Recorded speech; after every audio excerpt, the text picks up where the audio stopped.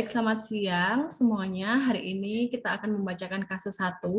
Seorang guru sangat memahami jika Dewi, salah satu muridnya, berbakat dalam berpidato dalam bahasa Inggris. Dia mendorong Dewi untuk mengikuti perlombaan pidato dalam bahasa Inggris tingkat kabupaten. Namun, nampaknya Dewi masih belum percaya diri. Bagaimanakah cara Anda dalam menanggapi hal ini?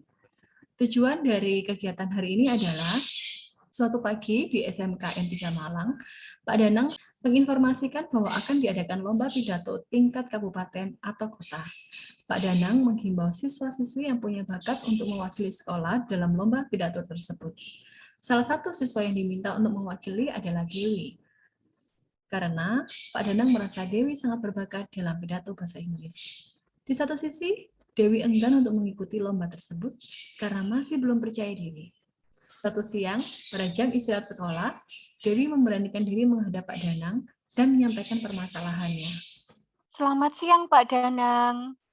Selamat siang, Dewi. Ada yang bisa Bapak bantu? Begini, Pak. Terkait dengan permintaan Bapak agar saya mewakili sekolah dalam perlombaan pidato, mohon maaf ya, Pak, saya tidak bisa ikut. Loh, kenapa Dewi kok nggak bisa ikut? Saya merasa tidak percaya diri, Pak. Tidak percaya diri? Mengapa kok nggak kamu merasa tidak percaya diri, Dewi? Saya kan belum pernah mengikuti lomba pidato, Pak. Jadi, saya takut gagal jika mengikuti lomba itu. Karena takut gagal. Oke. Sekarang Bapak mau tanya Dewi. Kira-kira hal yang kamu kuasai dan menurutmu itu menjadi kekuatan dalam diri kamu itu apa, Dewi? Saya suka bernyanyi, Pak. Biasanya saya menyanyikan lagu-lagu berbahasa Inggris. Oh, suka bernyanyi. Selain suka bernyanyi, kira-kira apa lagi kekuatan kamu? Selain bernyanyi, saya suka menulis, Pak. Saya suka menulis cerita-cerita dalam bentuk bahasa Inggris karena saya suka menonton film-film barat. Berarti yang kekuatan kamu yang pertama itu kamu suka bernyanyi bahasa Inggris, yang kedua kamu suka menuliskan cerita berbahasa Inggris, ya Dewi ya? Iya, Pak. Nah, kalau dua kekuatan kamu itu kan sebenarnya bisa dikembangkan, Dewi.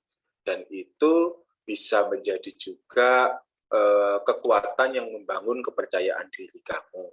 Sehingga kamu bisa menunjukkan potensi dirimu terhadap kepada semua orang. Sekarang Bapak mau tanya, menurut kamu pada saat berpidato itu hal yang penting itu apa sih, Dewi? Saya sih sudah membaca, Pak, literatur tentang membacakan pidato. Nah, ketika berpidato, kita harus menguasai materi. Agar materi yang kita sampaikan itu tadi dapat diterima oleh audiens, maka saya harus menyampaikannya dengan lancar dan juga interaktif, Pak. Nah, kan kamu sudah mencari bacaan tentang berpidato ya. Sekarang begini, dari apa yang sudah kamu baca, kira-kira yang belum kamu kuasai itu apa? Nah, yang belum saya kuasai itu ada satu hal, Pak, yang menjadi pemikiran saya.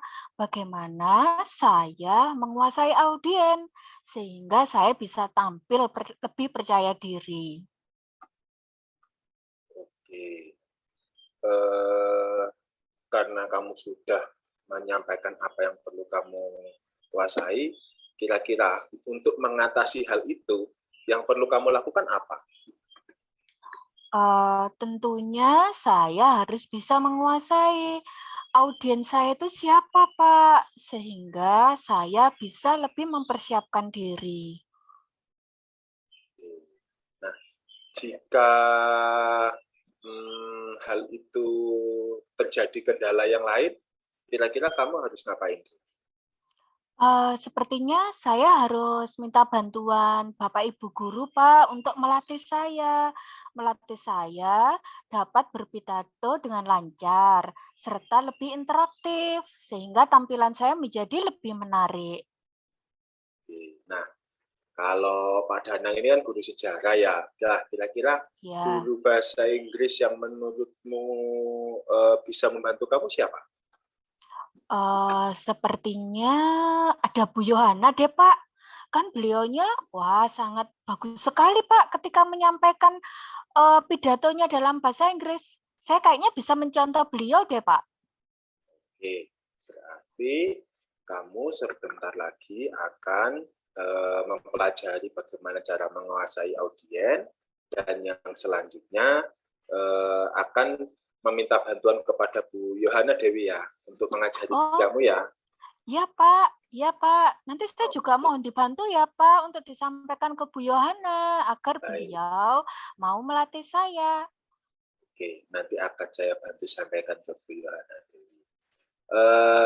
Oke, semoga kamu dapat mengikuti lomba pidato itu, dan kamu dapat menguasai apa yang menurutmu masih kurang, kemudian dapat benar-benar menunjukkan kekuatan dan potensi diri kamu kepada orang lain.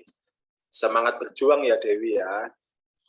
Ya, Pak Danang. Terima kasih atas kesempatan yang Bapak berikan dan bantuan-bantuan nanti dari Bu Yohana juga. Saya tunggu ya, Pak. Ya Dewi.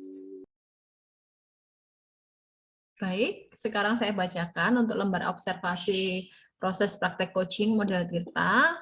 Yang pertama, tujuan.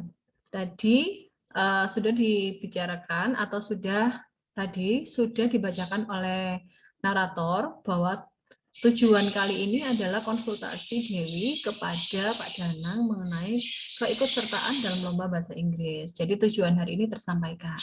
Yang kedua, identifikasi.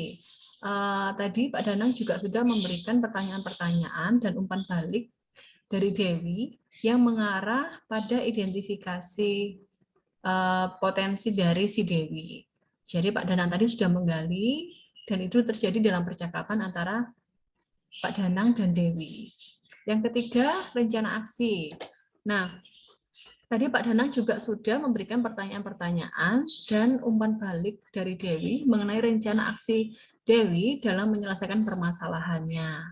Yang keempat, tanggung jawab, yaitu Pak Danang juga sudah memberikan pertanyaan-pertanyaan dan umpan balik mengenai komitmen dari Dewi dalam menjalankan rencana aksinya.